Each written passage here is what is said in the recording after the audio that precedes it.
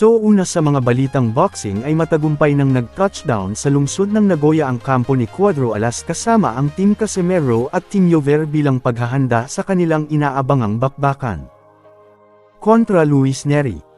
Matapos ang kanilang ligtas na pagdating sa Nagoya International Airport, agad na inaasahang tot-utok ang buong kampo sa adjustment sa training, conditioning, at acclimatization dahil sa malamig na klima sa Japan na maaaring makaapekto sa kondisyon ng isang fighter bago ang laban.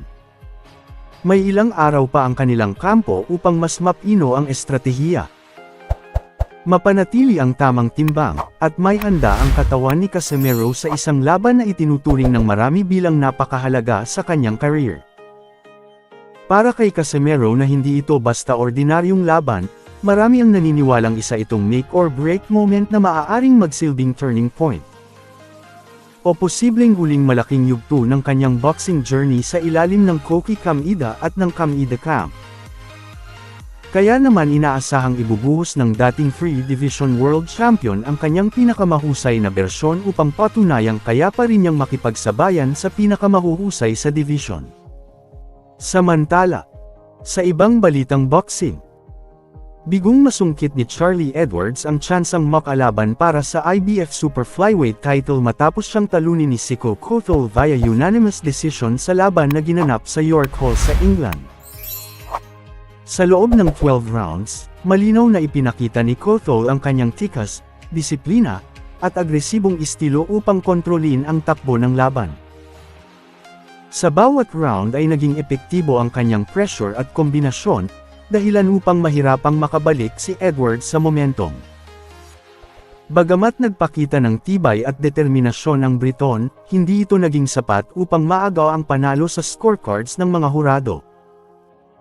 Dahil sa impresibong panalo, si Kothol ngayon ang nakatakdang maging susunod na haamon sa magiging kampyon ng IBF Super Flyweight Division, isang napakalaking oportunidad sa kanyang boxing career.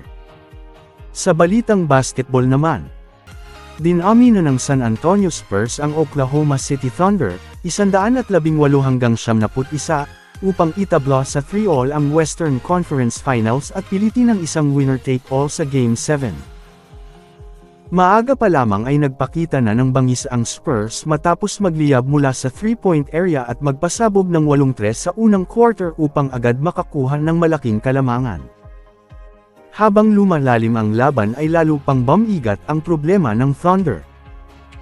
Lalo na nang matambakan sila ng nakakagulat na 20-0 run sa third quarter na halos tuluyang sumere sa kanilang momentum.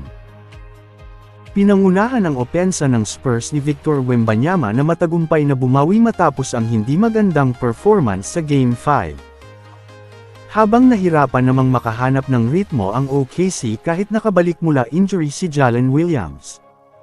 Dahil dito, nakatakda ngayon ang isang matinding do-or-die sa Game 7 kung saan isang panalo na lamang ang pagitan ng dalawang koponan para masungkit ang kampyonato sa West at tiket patungo sa NBA Finals.